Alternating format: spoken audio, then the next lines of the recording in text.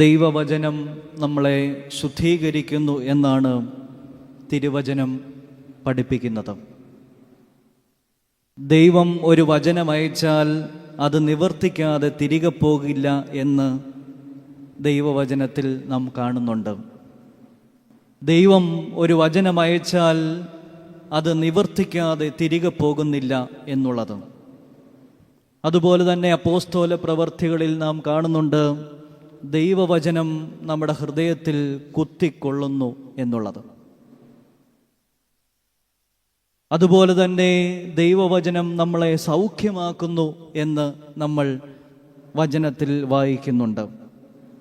മറ്റൊന്നാണ് ദൈവവചനം നമ്മളെ ജീവിപ്പിക്കുന്നു എന്നുള്ളത് നമ്മൾ വായിക്കുന്നുണ്ട്. മറ്റൊന്നാണ് 119 സങ്കീർത്തനം 162 വാക്യത്തിൽ പറയുന്നു ദൈവവചനം നമ്മളെ ആനന്ദിപ്പിക്കുന്നു എന്നുള്ളതാണ്. ഒരു വിശ്വാസി സമൂഹം അല്ലെങ്കിൽ ഒരു വൈദികൻ ദൈവവചനം പറയുമ്പോൾ അതിൽ നിന്ന് എന്തൊക്കെയാണ് വചനം പറയുന്ന ആളുകൾക്കും കേൾക്കുന്ന ജനത്തിനും ലഭിക്കുന്നത് എന്ന് ചോദിച്ചാൽ അതിൻ്റെ ഉത്തരമാണ് ഈ പറഞ്ഞ കാര്യങ്ങളെല്ലാം. ദൈവവചനം നമ്മളെ ആനന്ദിപ്പിക്കുന്നുണ്ട്, ദൈവവചനം നമ്മളെ സൗഖ്യമാക്കുന്നുണ്ട്, ദൈവവചനം നമ്മളെ ശുദ്ധീകരിക്കുന്നുണ്ട്, നമ്മളെ ആനന്ദിപ്പിക്കുകയും ജീവിപ്പിക്കുകയും ചെയ്യുന്നുണ്ട് എന്ന് നാം മനസ്സിലാക്കണം. അതുകൊണ്ട് ദൈവം ഒരു വചനം അയച്ചാൽ അത് നിവർത്തിക്കാതെ ഇവിടെ നിന്ന് തിരികെ പോകുന്നില്ല എന്നുള്ള ഒരു വിചാരത്തോടുകൂടി ഈ ദൈവവചനം കേൾക്കുവാനായിട്ട് നമുക്കിടയാകട്ടെ എന്ന് മുന്നമേ ആമുഖമായി ഞാൻ പ്രാർത്ഥിക്കുകയാണ്. ഇന്ന് ലോകം മുഴുവനും പരിസ്ഥിതി ദിനമായി ആചരിക്കുകയാണ്. ലോകത്തിലെല്ലാവരും അവർക്ക് ചെയ്യാൻ കഴിയുന്ന വിത്തുകളും തൈകളുമൊക്കെ നടുകയും നമ്മൾ സൃഷ്ടിക്കപ്പെട്ടുള്ള മണ്ണിൽ നിന്നെടുക്കപ്പെട്ടിട്ടുള്ള നമ്മളുടെ സൃഷ്ടാവിനോട് കാണിക്കുന്ന ഏറ്റവും സ്നേഹമാണ് ഈ പരിസ്ഥിതി ദിനത്തിൽ നമ്മൾ ദൈവത്തോടും ഈ സൃഷ്ടിയോടും കാണിക്കുന്നത് എന്ന് നല്ല ബോധ്യം നമുക്കുണ്ട്. ജമീൽ അഹമ്മദിൻ്റെ ഒരു ചെറിയ കവിതയുണ്ട്. ആ കവിതയിൽ ഇപ്രകാരമാണ് പറയുന്നത്: ഓരോ വിത്തും ഒരു നന്മയാണ്, ഓരോ നന്മയും നമ്മളാണ്. മണ്ണറിയുന്ന നമ്മൾ നേരിൻ്റെ വിത്തെറിയുന്ന നമ്മളായി തീരണം എന്നുള്ളത്. ഓരോ വിത്തും നന്മയാണെങ്കിൽ ഈ ഭൂമിയിൽ നമ്മളും ഒരു നന്മയാണ് എന്ന് നമ്മൾ തിരിച്ചറിയണം. ദൈവവചനം നമ്മളോട് പറയുന്നുണ്ട്, അതിശയവും അതിഭയങ്കരവുമായി ദൈവം എന്നെ സൃഷ്ടിച്ചിരിക്കുന്നു. ഇതിൽ കൂടുതൽ എന്താണ് നമുക്ക് വേണ്ടത്? അതിശയവും അതിഭയങ്കരവുമായി ദൈവം എന്നെ സൃഷ്ടിച്ചിരിക്കുന്നു. ഇതിന് മുകളിലേക്ക് നമുക്കൊന്നും ആവശ്യമില്ല. ദൈവത്തിൻ്റെ സ്നേഹമാണ്. ഓരോ വ്യക്തികളെയും ദൈവം അതിശയവും അതിഭയങ്കരവുമായി സൃഷ്ടിച്ചിരിക്കുന്നു. പലപ്പോഴും പല കാര്യങ്ങളിലും നിരാശപ്പെടുകയും പ്രതിസന്ധികളിൽ നമ്മൾ തളരുകയും ചെയ്യുമ്പോൾ പ്രിയമുള്ളവരെ, നമ്മൾ ഓർക്കേണ്ടത് ദൈവം എന്നെ അതിശയവും അതിഭയങ്കരവുമായി സൃഷ്ടിച്ചിരിക്കുന്നു, ദൈവം എന്നെ നടത്തും എന്ന സമാധാനം നമുക്കുണ്ടാകണം എന്നുള്ളതാണ്. ജീവിതത്തിൽ എല്ലാ പ്രയാസങ്ങളും എല്ലാ പ്രതിസന്ധികളും അവസാനിച്ചിട്ട് നമുക്കൊരു ജീവിതമില്ല. അങ്ങനെ നമ്മൾ പ്രതീക്ഷിക്കുകയും ചെയ്യരുത്. പലപ്പോഴും നമ്മൾ ഓരോ പ്രയാസങ്ങളിലും പ്രതിസന്ധികളിലും നമ്മൾ തളരാറും പരാതിപ്പെടാറും നിരാശപ്പെടാറും ഒക്കെ ചെയ്യാറുണ്ട്. പക്ഷെങ്കിൽ എല്ലാ പ്രതിസന്ധിയും എല്ലാ പ്രയാസവും അവസാനിച്ചിട്ട് നമുക്കൊരു ജീവിതമില്ല. നമ്മൾ മരിക്കുന്നത് വരെ ഓരോ പ്രതിസന്ധിയും ഓരോ പ്രയാസങ്ങളും ഒക്കെ കടന്നു വരും. പക്ഷെങ്കിൽ നമ്മളവിടെ ദൈവത്തിൽ വിശ്വസിക്കുകയും ആരാധനയിൽ സംബന്ധിക്കുകയും ദൈവവിശ്വാസത്തെ മുറുകെ പിടിക്കുന്നവർക്ക് ദൈവം നൽകുന്ന വാഗ്ദാനം എന്ന് പറയുന്നത് ഒരു പ്രതിസന്ധി വന്നാലും അത് നമുക്ക് സഹിക്കാൻ പറ്റുന്ന പരീക്ഷണങ്ങൾ മാത്രമേ ദൈവം നമ്മുടെ ജീവിതത്തിൽ തരികയുള്ളൂ എന്നുള്ളതാണ് ഒരു ക്രിസ്തീയ വിശ്വാസി ഉറച്ച് വിശ്വസിക്കേണ്ടത്. അങ്ങനെ പ്രതിസന്ധികളൊക്കെ വന്നോട്ടെ, എന്നിരുന്നാൽ തന്നെയും ദൈവം എന്നെ നടത്തും. ദൈവം തന്നെ ഓർമ്മിപ്പിക്കുന്നുണ്ടല്ലോ, ഞാൻ നിങ്ങളെ അനാഥരായി വിടുകയില്ല. ഇതിൽ കൂടുതൽ എന്താണ് ധൈര്യം നമുക്ക് വേണ്ടത്? ദൈവം നമ്മളെ പറയുകയാണ്, ഞാൻ നിങ്ങളെ അനാഥരായി വിടുകയില്ല. ദൈവത്തിൻ്റെ സ്നേഹമല്ലേ? അതുകൊണ്ട് പ്രിയമുള്ളവരെ, ഏതെല്ലാം പ്രതിസന്ധികൾ വന്നാലും പ്രയാസങ്ങൾ വന്നാലും ദൈവം നടത്തുമെന്ന ബോധ്യം നമുക്കുണ്ടായിരിക്കണം. അതിശയവും അതിഭയങ്കരവുമായി ദൈവം എന്നെ സൃഷ്ടിച്ചിട്ടുണ്ടെങ്കിൽ ദൈവം എന്നെ നടത്തും എന്ന ബോധ്യം നമ്മളിൽ ആമുഖമായി ഭരിക്കട്ടെ എന്ന് പ്രത്യേകം ഓർമ്മപ്പെടുത്തുകയാണ്. പ്രത്യേകിച്ച് പരിസ്ഥിതി ദിനത്തിൽ പരിസ്ഥിതിയുമായി ബന്ധപ്പെട്ട ഒരു ദൈവവചനം പ്രസംഗിക്കുവാനായിട്ട് ഒന്ന് തയ്യാറെടുക്കുകയാണ്. കാരണം മണ്ണിൽ നിന്ന് എടുക്കപ്പെട്ടവർ മണ്ണിനെപ്പറ്റി എപ്പോഴെങ്കിലും മരിക്കുന്നതിന് മുമ്പ് സംസാരിക്കണ്ടേ എന്നുള്ള ഒരു ഔചിത്യമാണ് ഇതിലെനിക്ക് ആദ്യമേ തോന്നിയത്. അങ്ങനെ എൻ്റെ കണ്ണിലുടക്കിയ ഒരു ദൈവവചനമാണ് മീഖാ പ്രവാചകന്റെ പുസ്തകം 4-ാം അധ്യായം 3-ാം വാക്യം. മീഖാ പ്രവാചകന്റെ പുസ്തകം 4-ാം അധ്യായം 3-ാം വാക്യം. അവിടെ ഇങ്ങനെ പറയുകയാണ്, അവർ തങ്ങളുടെ വാളുകളെ കൊഴുക്കളാക്കുകയും കുന്തങ്ങളെ വാക്കത്തികളായി അടിച്ചു തീർക്കും. അവർ തങ്ങളുടെ വാളുകളെ കൊഴുക്കളായും കുന്തങ്ങളെ വാക്കത്തികളായും അടിച്ച് തീർക്കും. മീഖാ പ്രവാചകനെ കുറിച്ച് നമുക്കറിയാം. 8-ാം നൂറ്റാണ്ടിൽ ജീവിച്ചിരുന്ന ഒരു പ്രവാചകനാണ് മീഖാ പ്രവാചകൻ. അന്നത്തെ സാമൂഹ്യ അനീതിക്കെതിരെ, ആത്മീയ അധപ്പതനത്തിനെതിരെ വല്ലാത്ത പ്രവാചകന്റെ ദുഃഖം ജനത്തെ അറിയിച്ച ഒരു പ്രവാചകനാണ് മീഖാ പ്രവാചകൻ. ഇതേ വാക്യം തന്നെ മറ്റൊരിടത്ത് നമ്മൾ കാണുന്നുണ്ട്. യെശയ്യാ പ്രവാചകന്റെ പുസ്തകം 2-ാം അധ്യായം 4-ാം വാക്യത്തിൽ ഇതേ വാക്യം തന്നെ കിടപ്പുണ്ട്. അവിടെയും പറയുന്നു, അവർ തങ്ങളുടെ വാളുകളെ കൊഴുക്കളാക്കുകയും കുന്തങ്ങളെ വാക്കത്തികളായി അടിച്ച് തീർക്കും എന്നുള്ളത്. എന്താണ് ഈ വാചകത്തിൻ്റെ അർത്ഥം എന്ന് നമുക്ക് ഒന്ന് പരിശോധിക്കേണ്ടതുണ്ട്. അവർ തങ്ങളുടെ വാളുകളെ കൊഴുക്കളാക്കും. എന്താണ് കൊഴു? കൊഴു എന്ന് പറഞ്ഞാൽ കലപ്പ എന്ന അർത്ഥം. വാളുകളെ കലപ്പയാക്കുകയും അതുപോലെ തന്നെ കുന്തങ്ങളെ വാക്കത്തികൾ, കുന്തങ്ങളെ അരിവാളുകളാക്കുകയും ചെയ്യുന്നു എന്നാണ്. പ്രിയമുള്ളവരെ, ഇന്ന് ലോകത്തിൽ സമാധാനമുണ്ടാക്കുന്നവർ തന്നെ ജാതികൾ ജാതികളോടും രാജ്യങ്ങൾ രാജ്യങ്ങളോടും കലഹിച്ചു കൊണ്ടിരിക്കുകയാണ്. യുദ്ധത്തിൻ്റെ കെടുതികൾ നമ്മുടെ തൊട്ടരികിൽ വരെ എത്തിയിട്ടുണ്ട് എന്നുള്ളത് നമ്മൾ മനസ്സിലാക്കുന്നു. ദൈനംദിന ജീവിതത്തിൽ പോലും യുദ്ധത്തിൻ്റെ പ്രതിസന്ധികൾ, വിദേശ രാജ്യങ്ങളായിരിക്കുന്ന, ഗൾഫ് നാടുകളിലായിരിക്കുന്ന നമ്മുടെ മക്കളെക്കുറിച്ചുള്ള നമ്മുടെ ആകുലതകളൊക്കെ ഉണ്ട്. അപ്പോൾ ഈ ലോക സമാധാനത്തിനായി ദൈവം പറയുന്ന വലിയൊരു ഉദാഹരണമാണ് ഈ വേദപുസ്തകത്തിൽ മീഖാ പ്രവാചകന്റെ പുസ്തകം 4-ാം അധ്യായം 3-ാം വാക്യത്തിൽ കാണുന്നത്. അവിടെ ഇങ്ങനെ പറയുന്നു, അവർ തങ്ങളുടെ വാളുകളെ കൊഴുക്കളാക്കുകയും കുന്തങ്ങളെ വാക്കത്തികളായി അടിച്ചു തീർക്കും എന്നുള്ളത്. യുദ്ധത്തിനായിട്ട് ഉപയോഗിക്കുന്ന വാളുകളെ നിങ്ങൾക്ക് കലപ്പയാക്കാൻ കഴിയുമോ എന്ന ചോദ്യമാണ്. അതായത് യുദ്ധത്തിന് ഉപയോഗിക്കുന്ന ആയുധങ്ങളെ കൃഷിക്ക് ഉപയോഗിക്കാൻ നിങ്ങൾക്ക് കഴിയുമോ എന്നുള്ള ചോദ്യമാണ്. പ്രത്യേകിച്ച് പരിസ്ഥിതി ദിനമായി ബന്ധപ്പെട്ട് ഈ വാക്യം എൻ്റെ കണ്ണിൽ ഉടക്കപ്പെട്ടത് ദൈവനിയോഗമെന്ന് ഞാൻ കരുതുകയാണ്.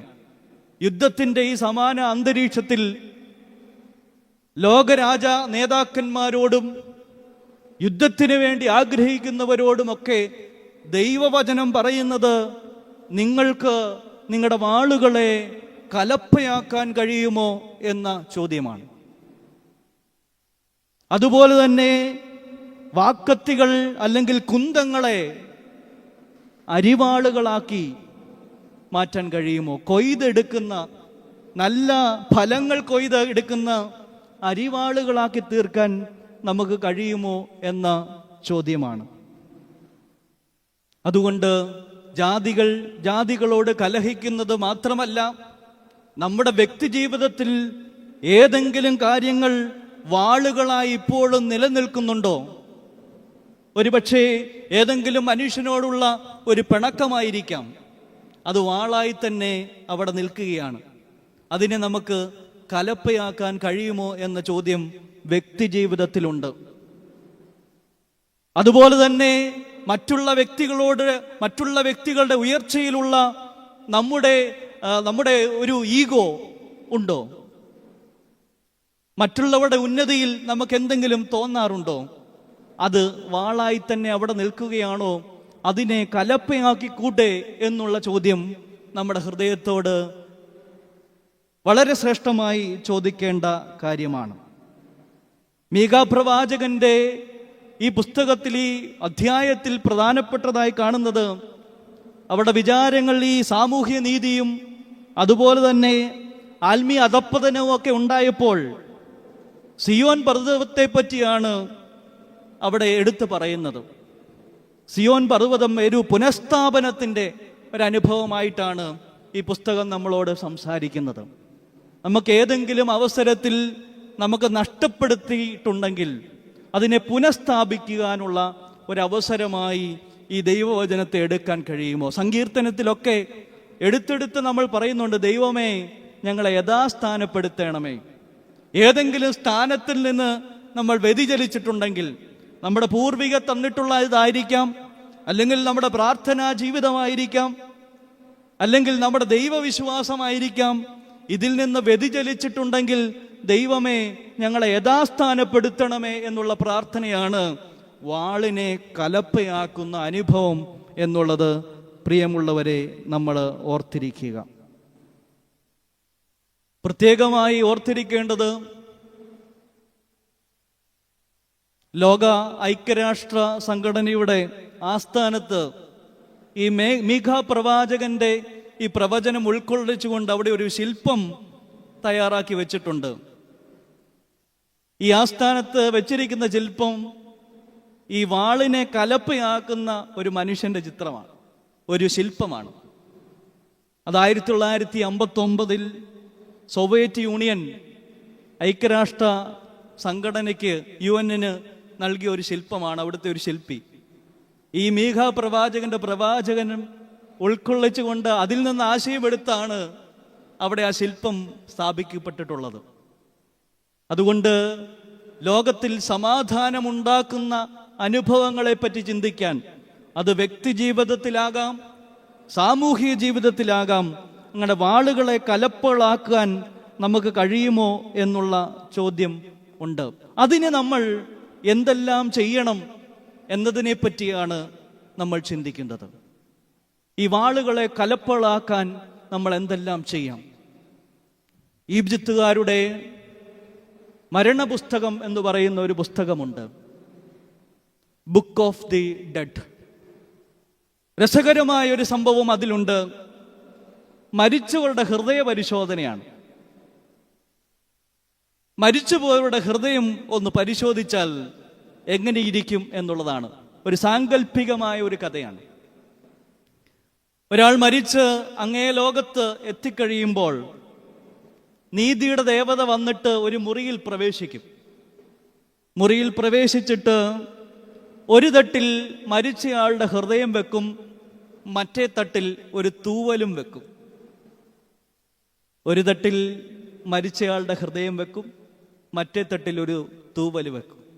എന്നിട്ട് ഏതിനാണ് കനം എന്നുള്ളത് നോക്കിയാണ് സ്വർഗരാജ്യത്തിലേക്കുള്ള പ്രവേശനം എന്നാണ് ആ സാങ്കല്പിക കഥയിലുള്ളത്.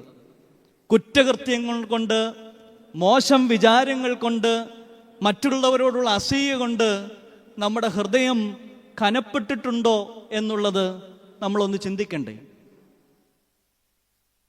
ഒരു തൂവലിൻ്റെ കനം മാത്രമേ നമ്മുടെ ഹൃദയത്തിനുണ്ടാകാവൂ എന്ന് ഈ ജീവിതം കൊണ്ട് ജീവിതത്തിൽ അവസാനിക്കുമ്പോൾ അങ്ങനെ ആയിരിക്കണമെന്നാണ് ഈ സാങ്കല്പിക കഥ, ഈജിപ്തുകാരുടെ സാങ്കല്പിക കഥ നമ്മളെ വിളിച്ചറിയിക്കുന്നത്.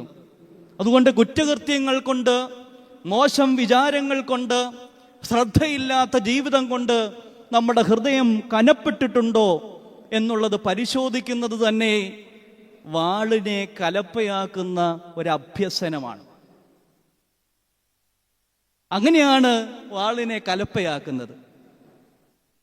മറ്റുള്ളവരെ മുറിവേൽപ്പിക്കുന്ന ഒരു കാര്യം, അത് അധ്വാനത്തിൻ്റെയും അതിൽ നിന്ന് ഫലമുണ്ടാക്കുന്ന ഒരു അനുഭവത്തിലേക്ക് തിരിച്ചുവിടുവാനും കഴിയുന്നതാണ് വാളിനെ കലപ്പയാക്കുന്ന ദൈവവചനം എന്നുള്ളത് പ്രത്യേകമായി നമ്മൾ ഓർത്തിരിക്കുക.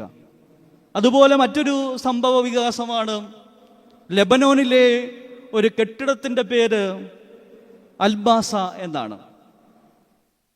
അൽബാസ എന്ന കെട്ടിടത്തിന് ആ പേര് വരാൻ കാരണം ആ വാക്കിൻ്റെ അർത്ഥം പക എന്നാണ്. രണ്ട് സഹോദരന്മാർക്ക് സ്വത്ത് വിഭജിച്ച് കിട്ടി. ജ്യേഷ്ഠന്റെ സ്വത്തിൽ നിന്ന് നോക്കുമ്പോൾ കടല് കാണാം, അനുജന്റെ സ്വത്തിൽ നിന്ന് നോക്കുമ്പോൾ കടല് കാണുന്നില്ല. അനുജൻ ഒരു കാര്യം ചെയ്തു, കടല് കാണാത്ത വിധത്തിൽ വലിയ ഉയരമുള്ള ഒരു മതിലും അതിനോട് ചേർന്നൊരു കെട്ടിടവും പണിതു. വളരെ നേർത്ത കെട്ടിടം. അങ്ങനെ ഒരു കെട്ടിടത്തിൻ്റെ ആവശ്യം അവിടെ ഇല്ല. ഇന്ന് ലോകത്തിലേക്കും ഏറെ ശ്രദ്ധിക്കപ്പെടുന്ന ഒരു വിനോദസഞ്ചാര കേന്ദ്രമാണ് ഈ അൽബാസ എന്ന് പറയുന്നത്. കാരണം ജ്യേഷ്ഠനും അനുജനും തമ്മിലുള്ള പകയുടെ പരിണത ഫലമായി ഇന്ന് ലോകത്തിലെ ഏറ്റവും വലിയൊരു വിനോദസഞ്ചാര കേന്ദ്രമായി അത് മാറുകയാണ്. നമുക്കും അങ്ങനെയാണല്ലോ അല്ലേ? നല്ല കാര്യങ്ങളിലേക്ക് കുറച്ചാളുകൾ മാത്രമേ കൂടുകയുള്ളൂ. നമ്മൾ വഴിയിൽ കൂടി സഞ്ചരിക്കുമ്പോൾ കുറേ മനുഷ്യർ ചെന്ന് കൂടി നിൽക്കുന്നു. അവിടെ ഒരാൾ തമ്മിൽ അടിക്കുകയാണ്, അല്ലെങ്കിൽ തല്ലുകയാണ്, തർക്കമുണ്ടാവുകയാണ്. നമ്മളെല്ലാവരും പോയി നോക്കും. പക്ഷെങ്കിൽ അവിടെ ഒരു നല്ല കാര്യം നടക്കുന്നു എന്ന് കണ്ടാൽ കുറച്ചാളുകൾ മാത്രമേ പോകത്തുള്ളൂ. ഇത് മനുഷ്യന്റെ ഒരു സ്ഥിതിയാണ്.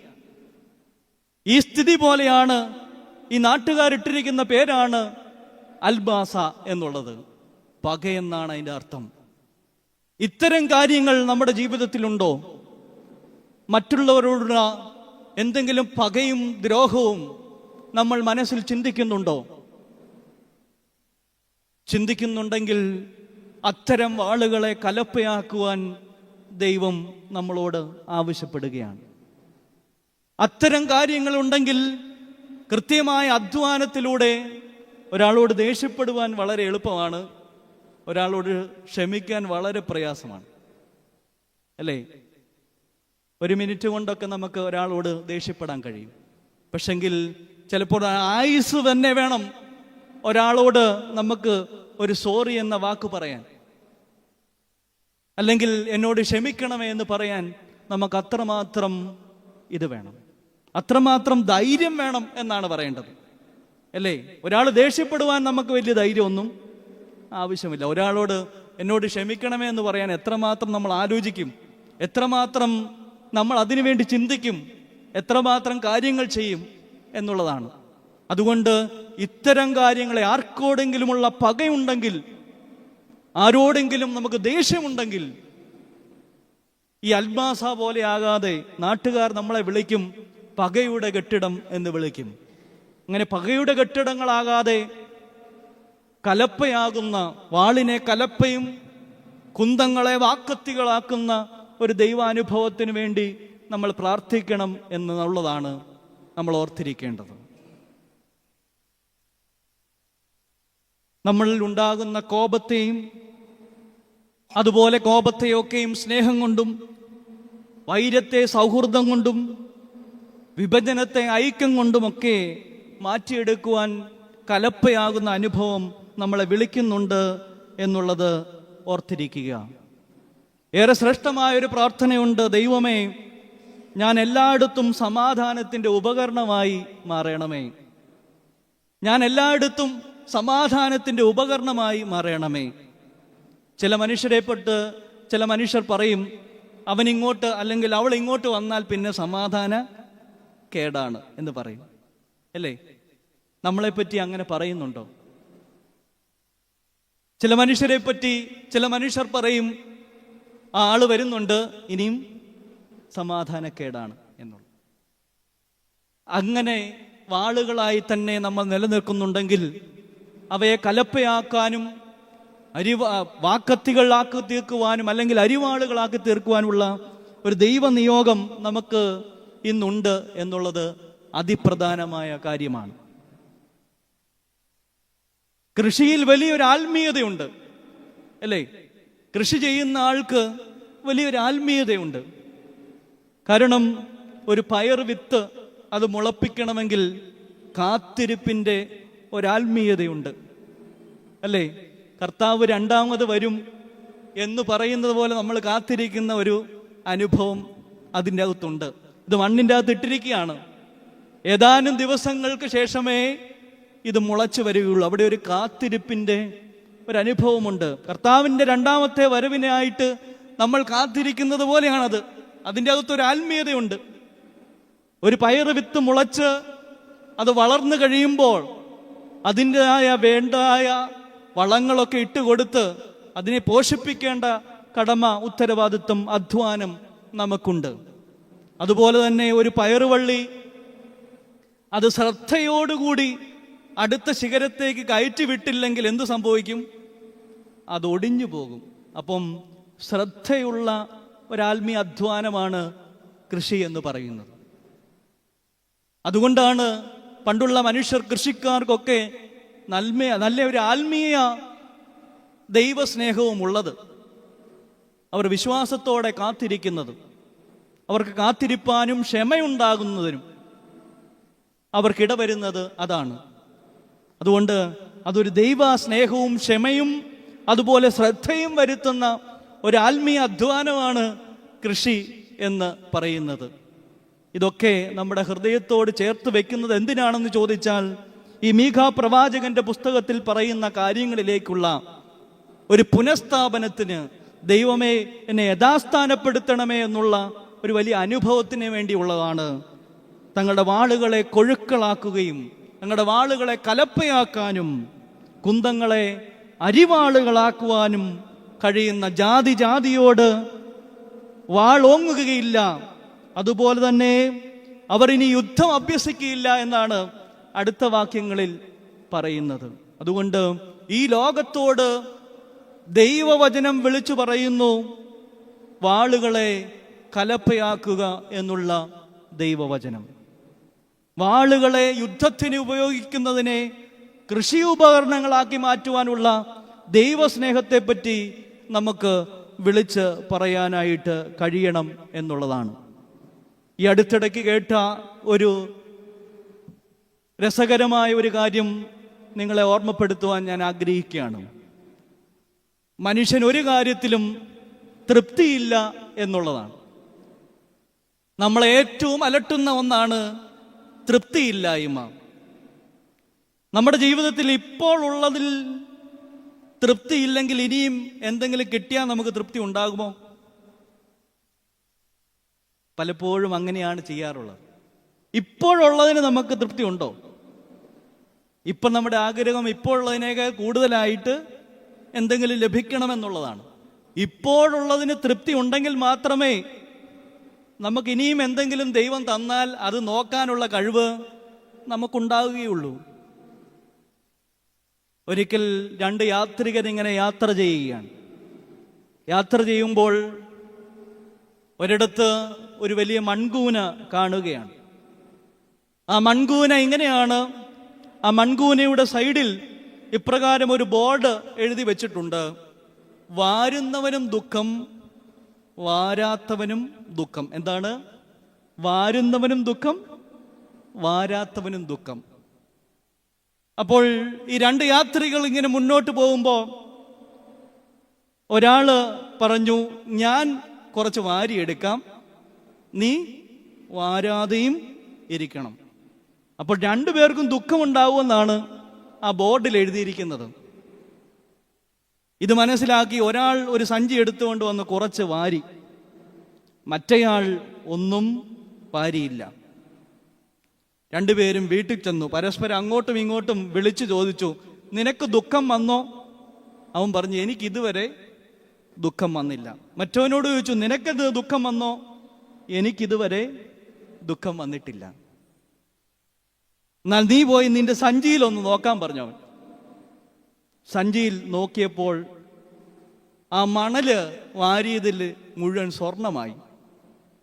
അപ്പോൾ ഒന്നാമത്തേൻ്റെ ദുഃഖം കുറച്ചേ വാരാൻ പറ്റിയുള്ളൂ എന്നുള്ളതാണ്. രണ്ടാമത്തവൻ്റെ ദുഃഖം എന്നാ? ഒന്നും വാരാൻ പറ്റിയില്ല. മനുഷ്യന്റെ സ്ഥിതി ഇതാണ്. നമ്മുടെക്കുള്ള ദൈവം നൽകിയിട്ടുള്ള കാര്യങ്ങളെക്കുറിച്ച് നമുക്ക് പലപ്പോഴും പരാതിയും പരിഭവങ്ങളുമാണ്. ഇപ്പോഴുള്ളതിൽ നമുക്ക് തൃപ്തിയില്ലെങ്കിൽ ദൈവം കൂടുതലായിട്ട് എന്തെങ്കിലും തന്നാൽ എങ്ങനെ അത് നമുക്ക് നോക്കാൻ കഴിയും എന്നുള്ളതാണ് നമ്മൾ ശ്രദ്ധിക്കേണ്ടത്. ഇത്തരം തൃപ്തിയില്ലായ്മയുടെ വാളുകൾ, ഇത്തരം തൃപ്തിയില്ലായ്മയുടെ കുന്തങ്ങൾ നമ്മുടെ ജീവിതത്തിലുണ്ടോ? അവയെ അരിവാളുകളാക്കാനും കലപ്പയാക്കാനും നമുക്ക് കഴിയുമോ എന്ന ചോദ്യം ദൈവം നമ്മളോട് ചോദിക്കുന്നുണ്ട്. അങ്ങനെ തൃപ്തിയുടെ അനുഭവം, നന്ദിയുടെ അനുഭവം നമ്മുടെ ജീവിതത്തിലുണ്ടോ എന്നുള്ളത് കൃത്യമായി നമ്മൾ ഓർത്തിരിക്കേണ്ട സംഗതിയാണ് എന്നുള്ളത് മനസ്സിലാക്കുക. ദൈവം പറയുന്ന അതിപ്രധാനമായ മറ്റൊരു കാര്യമുണ്ട്. വിശുദ്ധ മത്തായിയുടെ സുവിശേഷം 5-ാം അധ്യായം 13-ാം വാക്യത്തിലാണ് ഈ കാര്യം ഓർമ്മപ്പെടുത്തുന്നത്. നിങ്ങൾ ഭൂമിയുടെ ഉപ്പാകുന്നു. ഉപ്പ് കാരമില്ലാതെ പോയാൽ അതിന് എന്തൊന്നുകൊണ്ട് രസം വരുത്താം?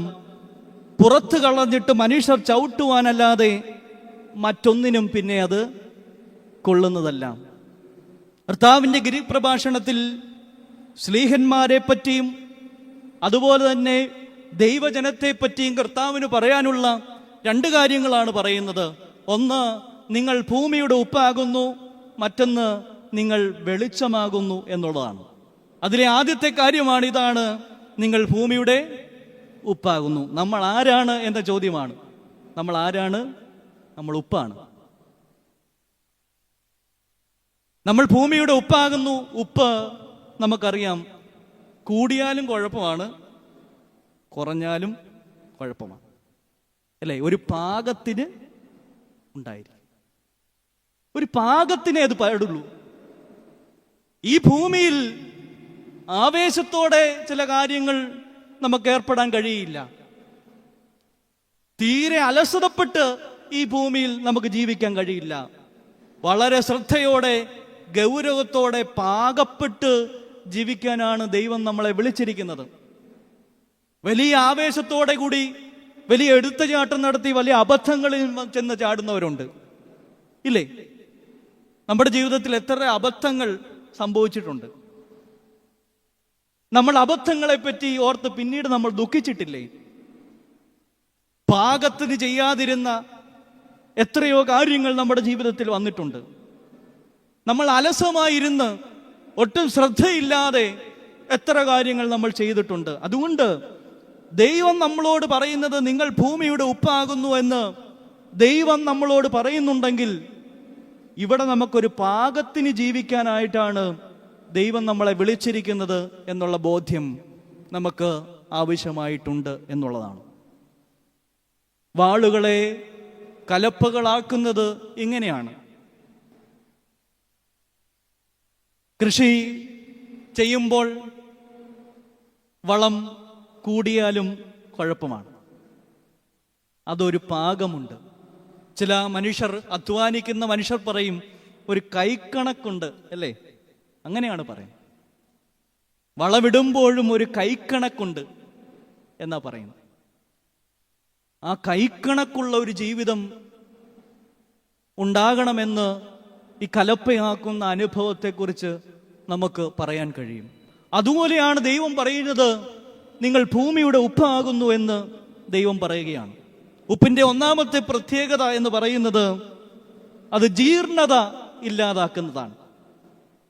ഒന്നാമത്തെ പ്രത്യേകത എന്ന് പറയുന്നത് അത് ജീർണത ഇല്ലാതാക്കുന്നതാണ്.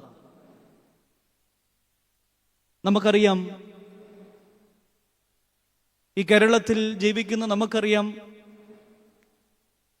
ഉപ്പ് ഉപയോഗിച്ച് ചില കാര്യങ്ങളൊക്കെ നമ്മൾ സൂക്ഷിച്ച് വെക്കാറുണ്ട്, അല്ലേ? എന്തെല്ലാം കാര്യങ്ങളാണ് നമ്മൾ ഉപ്പിലിട്ട് സൂക്ഷിച്ചു വെക്കാറുള്ളത്. അപ്പം ജീർണത അവസാനിപ്പിക്കുന്ന ഒരു കാര്യമാണ്. അപ്പൊ കർത്താവ് നമ്മളോട് പറയുവാണ്, നമ്മൾ ആരാണ്? നമ്മൾ ഭൂമിയുടെ ഉപ്പാണ്. പ്രിയമുള്ളവരെ, നമ്മൾ കാരണം എവിടെയെങ്കിലും ഒരു ജീർണത ഉണ്ടായിട്ടുണ്ടോ?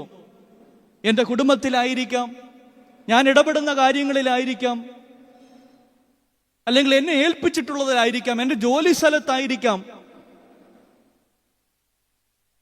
ഞാൻ കാരണം അവിടെ ഒരു ജീർണത സംഭവിച്ചിട്ടുണ്ടോ? കർത്താവ് നമ്മളോട് പറയുകയാണ്, നമ്മൾ ഭൂമിയുടെ ഉപ്പാകുന്നു. നമ്മൾ ഭൂമിയുടെ ഉപ്പാകുന്നുവെങ്കിൽ, നമ്മൾ കാരണം ഒരിടത്ത് ജീർണത ഉണ്ടായിട്ടുണ്ടെങ്കിൽ അതിനെ പരിഹരിക്കേണ്ടത് ദൈവസ്നേഹത്തിൽ നമുക്ക് ചെയ്യാൻ കഴിയണം. ഇങ്ങനെയാണ് വാളുകൾ കലപ്പയാകുന്നത്. ONVയുടെ ഒരു അതിപ്രധാനപ്പെട്ട കവിതയുണ്ട്. കവിതയുടെ പേര് ഉപ്പെന്ന് തന്നെയാണ്. ആ കവിതയിൽ ഇങ്ങനെയാണ് പറയുന്നത്: പ്ലാവില കോട്ടിയ കുമ്പിളിൽ തുമ്പതൻ പൂവിലിത്തിരി ഉപ്പ് തരിയെടുത്ത് ആവി പറക്കുന്ന പൊടിയേറിക്കഞ്ഞിയിൽ തൂകി പതുക്കെ പറയുന്നു മുത്തശ്ശി. നമുക്കറിയാം, തുമ്പപ്പൂ പോലിരിക്കുന്ന ഒന്നാണ് എന്ത്? ഉപ്പ്. ONV പറയുകയാണ്, തുമ്പപ്പൂ പോലിരിക്കുന്ന ഈ ഉപ്പ് ആവി പറക്കുന്ന പൊടിയേറിക്കഞ്ഞിയിൽ അല്പം തൂകി മുത്തശ്ശി കൊച്ചുമകളോടായിരിക്കാം ഇങ്ങനെ പറയുന്നു: ഉപ്പ് ചേർത്താലേ രുചി ഉള്ളൂ. നമുക്കറിയാം, ഏത് കാര്യങ്ങളിലും ഉപ്പ് ചേർത്താലേ രുചിയുള്ളൂ. അപ്പോൾ ഈ പൊടിയേറിക്കഞ്ഞിയിൽ വീണലിഞ്ഞു പോകുന്നത് പോലെ ഒരു ദിവസം മുത്തശ്ശി ഈ ലോകത്തിൽ നിന്ന് അങ്ങ് പോകും. നമുക്കറിയാം, ഉപ്പ് പൊടിയേറിക്കഞ്ഞിയിൽ ഇട്ടാൽ അത് കുറച്ചു നേരം കഴിയുമ്പോൾ അത് മുഴുവൻ അവിടെ ആകും, എങ്കിലും അത് പിന്നെ കാണാനില്ല. പക്ഷെ നമ്മൾ തൊട്ടു നോക്കിയാൽ എല്ലായിടത്തും ഉപ്പിന്റെ രസം കൃത്യമായി ഉണ്ട്. അപ്പൊ മുത്തശ്ശി ഇങ്ങനെ പറയുന്നു, അതുകൊണ്ട് ഇങ്ങനെ അലിഞ്ഞു പോകുന്ന പോലെ ഒരു ദിവസം മുത്തശ്ശി പോകും. പക്ഷെങ്കിൽ ഈ കുട്ടിയുടെ ജീവിതത്തിൽ ഒരു ഉപ്പായിരിക്കും ഈ മുത്തശ്ശി എന്നുള്ളതാണ് ONV പറയുന്നത്.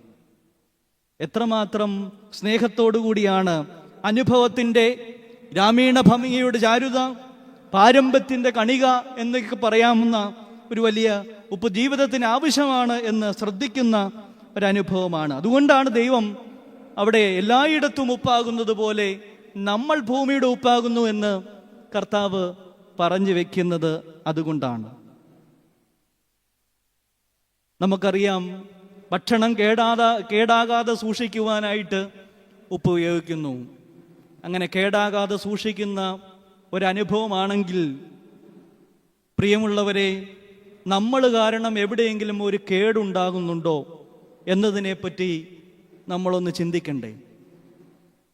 നമ്മൾ കാരണം എവിടെയെങ്കിലും ഒരു കേടുണ്ടായിട്ടുണ്ടോ? ആ കേടിനെ നമുക്ക് പരിഹരിക്കണ്ടേ എന്നൊരു ചിന്ത നമ്മുടെ ഹൃദയത്തോട് ചേർത്ത് വെക്കണ്ടേ? ഭൂമിയുടെ ഉപ്പാകുന്നുവെന്ന് കർത്താവ് നമ്മളോട് പറയുന്നുവെങ്കിൽ, എന്തെല്ലാം സ്ഥലങ്ങളിലാണ് ഞാൻ കാരണം ഒരു കേടുണ്ടായിട്ടുള്ളത്? അതിനെ പരിഹരിക്കുവാനുള്ള പ്രാർത്ഥന, അതിനെ പരിഹരിക്കുവാനുള്ള ക്ഷമ, അതിനെ പരിഹരിക്കുവാനുള്ള ഒരു ആഗ്രഹം നമുക്കുണ്ടാകണ്ടേ എന്നുള്ളത് ദൈവവചനമാണ്. അതുപോലെ തന്നെ ഉപ്പിന് രുചി നഷ്ടപ്പെട്ടാൽ അത് മനുഷ്യർ ചവിട്ടുവാനല്ലാതെ മറ്റൊന്നിനും കൊള്ളത്തില്ല എന്നാ പറയുന്നത്. യേശുദമ്പുരാന്റെ കാലഘട്ടത്തിൽ ഈ ഉപ്പ് സൂക്ഷിച്ചു വെക്കുന്ന ഒരു പതിവ് ഉണ്ടായിരുന്നു. അതുകൊണ്ട് ഈ ഉപ്പിന് കാരം നഷ്ടപ്പെട്ടാൽ ഇതുകൊണ്ട് വഴിയിലിടും. പിന്നെ എന്തിനേ കൊള്ളത്തുള്ളൂ? മനുഷ്യർ ചവിട്ടുവാനല്ലാതെ മറ്റൊന്നിനും കൊള്ളത്തില്ല എന്നുള്ളതാണ്.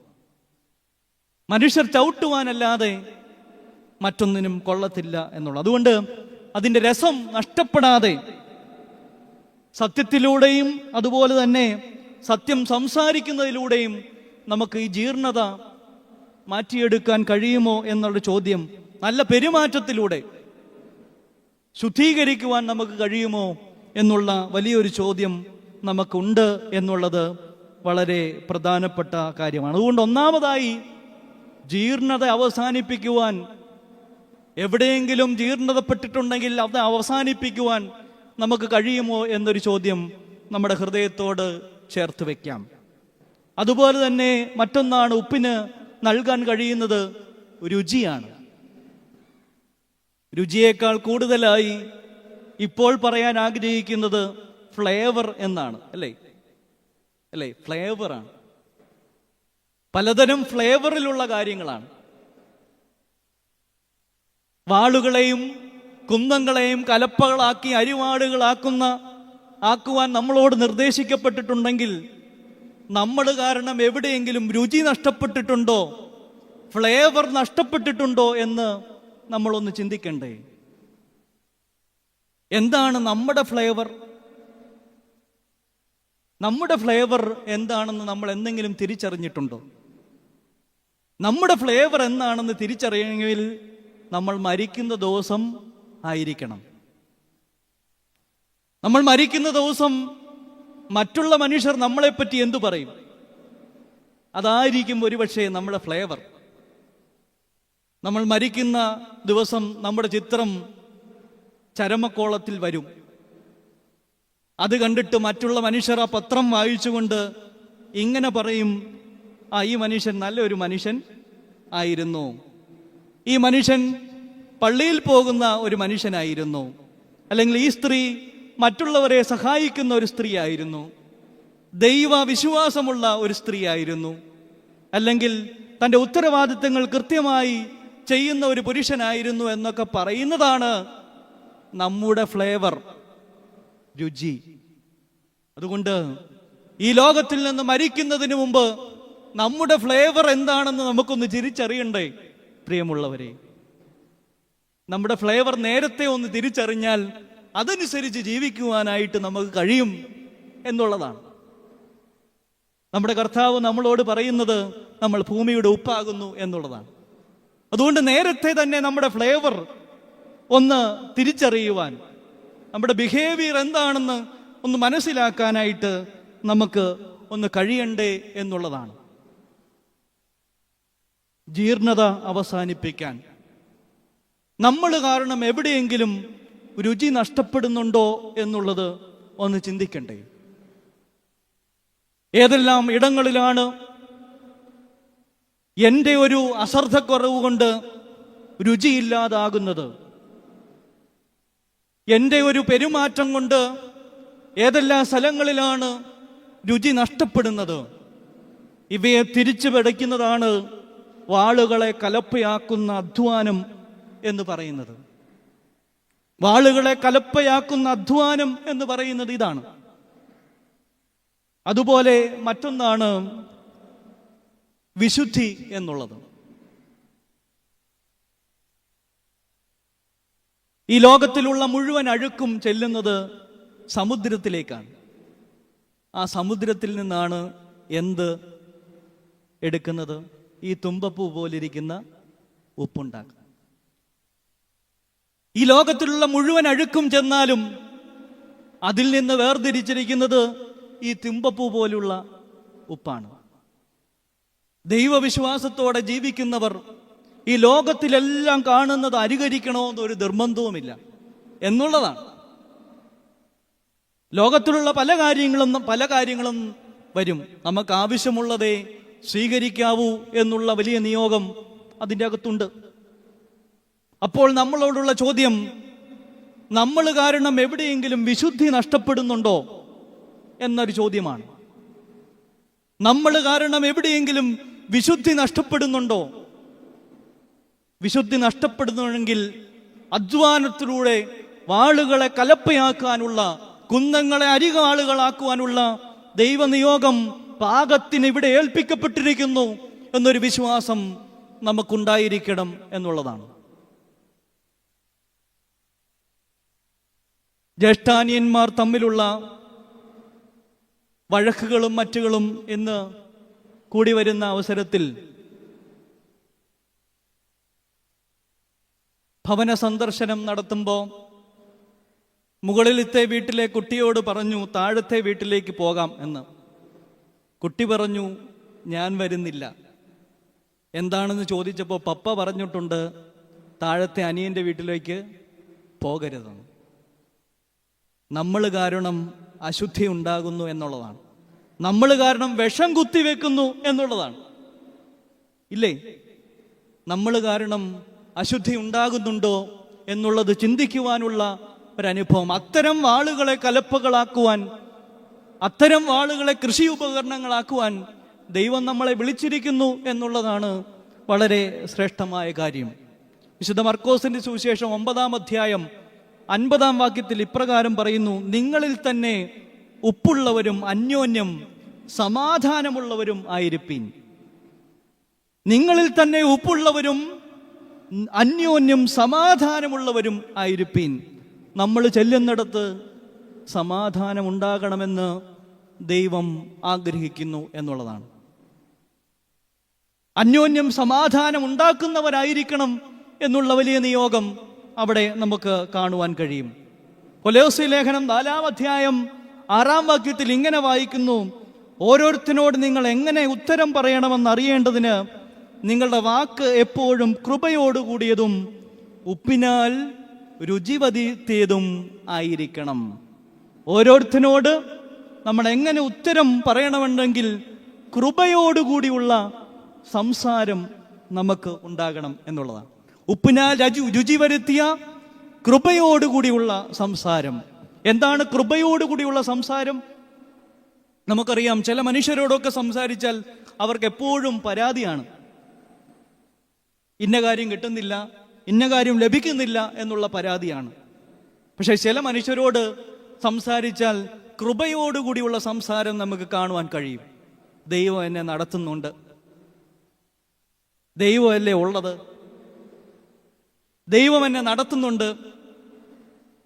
ഇവിടെ ഈ നാട്ടുകാരും നമ്മുടെ സഭാംഗങ്ങളുമാണെങ്കിൽ പറയും, പരിശുദ്ധനായ പരുമല തിരുമേനിയല്ലേ നമ്മളോടുകൂടി ഉള്ളത്, പിന്നെ നമ്മൾ എന്തിനാണ് പേടിക്കേണ്ടത് എന്നുള്ളത് പറയും.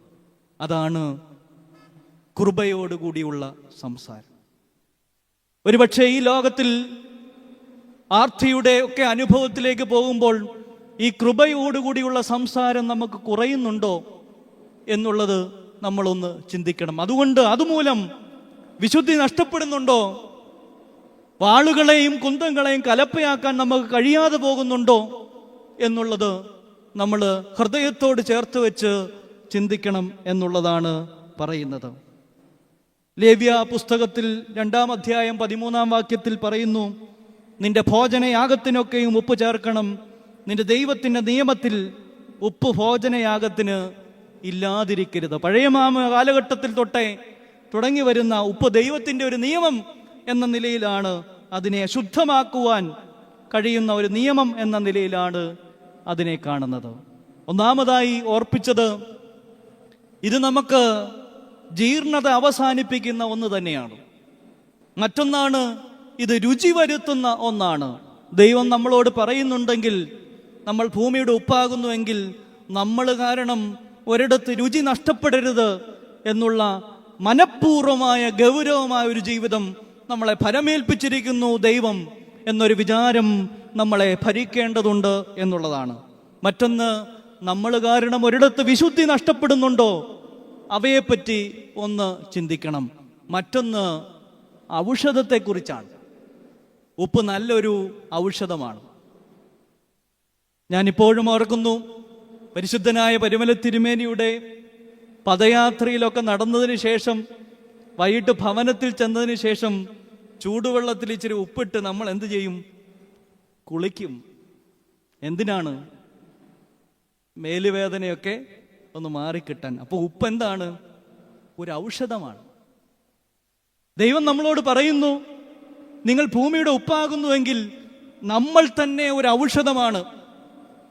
ഒരു രോഗിയായി പ്രയാസപ്പെട്ട് കിടക്കുന്ന ഒരു ഭവനത്തിൽ ചെന്ന് നമ്മൾ പറയുകയാണ്, ഇങ്ങനെ സംഭവിച്ച ഒരാൾക്ക് പെട്ടെന്ന് തന്നെ മരിച്ചുപോയെന്ന് പറഞ്ഞാൽ നമ്മൾ ഔഷധമായോ വിഷമായോ? ഇല്ല, സാരമില്ല, പോട്ടെ, ദൈവം നോക്കിക്കൊള്ളും എന്ന് പറഞ്ഞാൽ നമ്മൾ സൗഖ്യം കൊടുക്കുന്നവരായി എന്ന അർത്ഥം. നമുക്ക് സൗഖ്യം കൊടുക്കാൻ കഴിയും. ഇന്ന് കാണുന്നത് പോലത്തെ സ്റ്റേജുകളിലുള്ള സൗഖ്യമല്ല, അല്ലാത്തുള്ള സൗഖ്യം. ഇന്ന് ഈ ആരാധനയിൽ സംബന്ധിച്ച് നമ്മൾ തിരികെ പോകുമ്പോൾ നമ്മുടെ മാനസികമായ അനേക സൗഖ്യങ്ങൾ നമുക്കുണ്ടാകുന്നുണ്ട്. ഇതൊന്നും ഒരിടത്തും പോയി പറയണ്ട എന്നാണ് ദൈവം പറഞ്ഞിരിക്കുന്നത്. പക്ഷെങ്കിൽ മനുഷ്യനായതുകൊണ്ട് നമ്മൾ ഇതെവിടെയെങ്കിലും പറഞ്ഞില്ലേ നമുക്കൊരു വിഷമമാണ്. ദൈവം പറയുന്നു, ഇതാരോടും പറയരുത്. നമ്മുടെ പൗരസ്ത്യ പാരമ്പര്യത്തിൽ അങ്ങനെ അത്ഭുതങ്ങളുടെ പുറകെ പോകുന്ന ഒരു പാരമ്പര്യം നമുക്കില്ലതാനും. ജീവിത മാതൃക കണ്ട് അതിനെ ദൈവം കരങ്ങളിൽ സ്വീകരിച്ചവരാണെന്നുള്ള വലിയ ബോധ്യത്തിൽ നമ്മൾ പിന്തുടർന്നു പോകുന്നവരാണ്, അല്ലാതെ അത്ഭുതങ്ങൾക്ക് പുറകെ പോകുന്നവരല്ല. അതുകൊണ്ട് ഔഷധമായി മാറുവാൻ ദൈവം കഴിയുമോ, ദൈവത്തിന് മുമ്പിൽ നമുക്ക് കഴിയുമോ എന്നുള്ള വലിയ ചോദ്യം ഉണ്ട്. ഇത്തരം കാര്യങ്ങൾ, ഈ 4 കാര്യങ്ങൾ ചേർത്ത് വയ്ക്കുമ്പോൾ, ഒന്നാമതായി നമ്മൾ കാരണം ഒരിടത്ത് ജീർണത ഉണ്ടാകാതിരിക്കാനുള്ള വലിയ ശ്രദ്ധ നമുക്ക് ആവശ്യമായിട്ടുണ്ട്. നമ്മൾ കാരണം ഒരിടത്ത് രുചി നഷ്ടപ്പെടാതിരിക്കാൻ വലിയൊരു അനുഭവം നമുക്കുണ്ട്. നമ്മൾ മറ്റുള്ളവർക്ക് ഔഷധമായും മറ്റുള്ളവർക്ക് സൗഖ്യം കൊടുക്കുന്ന ഒരു അനുഭവമായി മാറുവാൻ നമുക്ക് കഴിയുന്നുണ്ടോ എന്ന ചോദ്യമുണ്ട്. മറ്റൊന്ന്, നമ്മൾ കാരണം എവിടെയെങ്കിലും വിശുദ്ധി നഷ്ടപ്പെടുന്നുണ്ടോ എന്നൊരു ചോദ്യം നമ്മുടെ മുമ്പിലുണ്ട്. അപ്പോൾ അവിടെയാണ് കർത്താവ് പറയുന്നത്, നമ്മൾ ഭൂമിയുടെ ഉപ്പാകുന്നു എന്ന് കർത്താവ് പറയുന്നത്. ഈ കർത്താവിൻ്റെ വചനം നമ്മുടെ ഹൃദയത്തോട് ചേർത്ത് വെക്കുമ്പോൾ അതിൻ്റെ അവസാന വാക്ക് കൂടുതൽ ശ്രദ്ധയോടുകൂടി നമ്മൾ വായിക്കേണ്ടതാണ്. ഇതിൻ്റെ രസം നഷ്ടപ്പെട്ടാൽ മനുഷ്യർ ചവിട്ടുവാനല്ലാതെ മറ്റൊന്നിനും കൊള്ളുക. നമ്മുടെ ശ്രദ്ധക്കുറവ് കൊണ്ട് നമ്മൾ ചെയ്യേണ്ട കാര്യങ്ങൾ ചെയ്യാതിരിക്കുമ്പോൾ, നമ്മുടെ ദൈവവിശ്വാസക്കുറവ് കൊണ്ട്, കൃപയോടുകൂടി അല്ലാത്ത സംസാരങ്ങൾ കൊണ്ട് നമുക്ക് പാകപ്പിഴകൾ പറ്റിയാൽ മനുഷ്യർ നമ്മളെ ചവിട്ടും. അങ്ങനെ മനുഷ്യർക്ക് ചവിട്ടുവാൻ നമ്മളെ വിട്ടുകൊടുക്കരുത് എന്നുള്ള പാകത്തിനുള്ള ജീവിതത്തിന് വേണ്ടിയാണ് നമ്മളെ ഇവിടെ വിളിച്ചിരിക്കുന്നത് എന്ന ബോധ്യം നമുക്ക് കൃത്യമായി ഉണ്ടാകേണ്ടത് ആവശ്യമാണ്.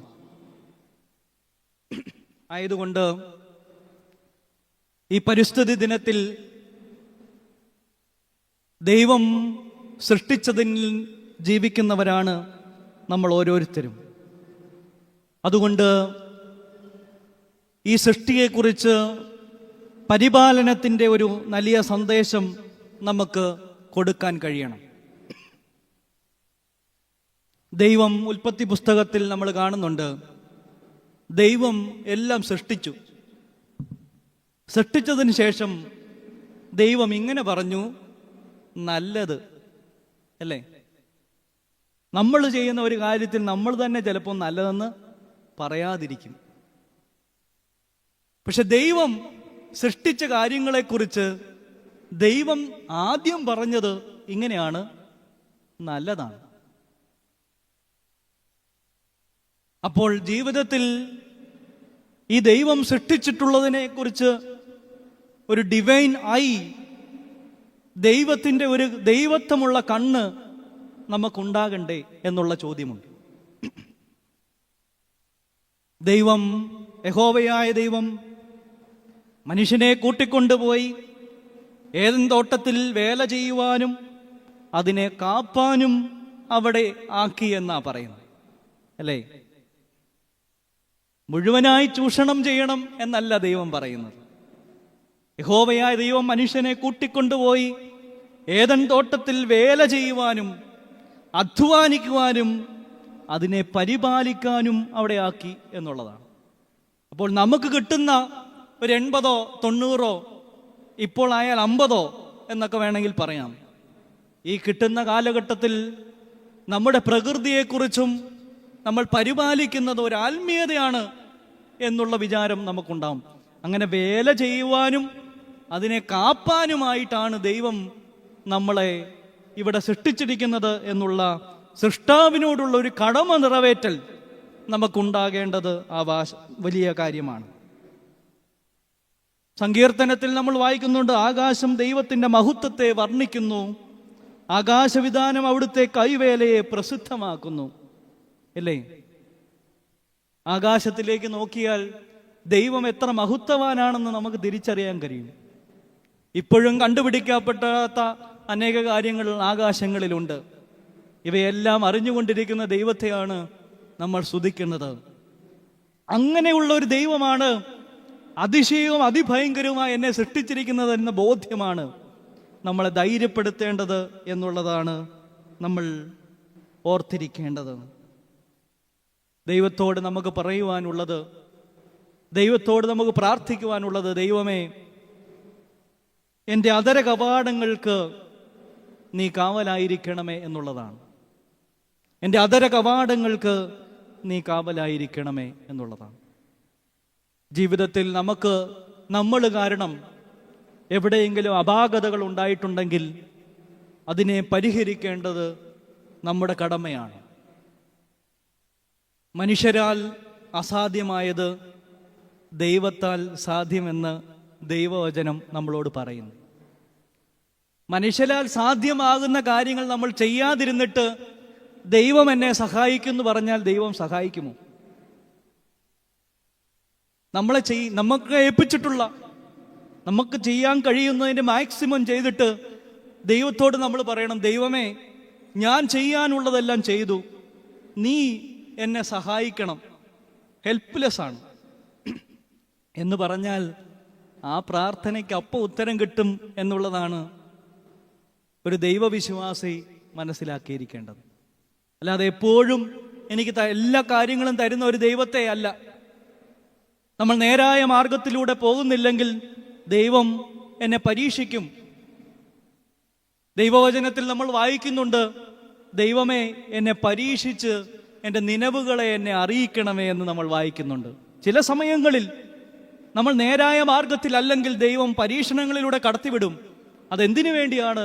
നമ്മളെ ശുദ്ധീകരിക്കുവാനും നമ്മളെ സൗഖ്യമാക്കുവാനുമാണ് എന്നുള്ളത് ഓർത്തിരിക്കുക. പ്രത്യേകിച്ച് ഈ പരിസ്ഥിതി ദിനത്തിൽ ഇങ്ങനെ ഒരു ദൈവവചനം എൻ്റെ കണ്ണിൽ ഉടക്കുവാൻ ഇടയായതിൽ ഞാൻ ദൈവത്തെ മഹത്വപ്പെടുത്തുകയാണ്.